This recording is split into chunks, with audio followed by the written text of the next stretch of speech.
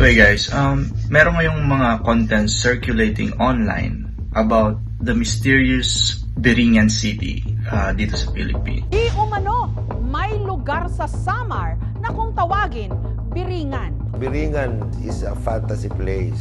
There will be many claims. Alam mo, ang nakakataka lang, everybody's scared to go there. So this is an urban legend or a myth na nagsa-circulate all throughout centuries or years, decades tungkol sa isang lost city of Biringan.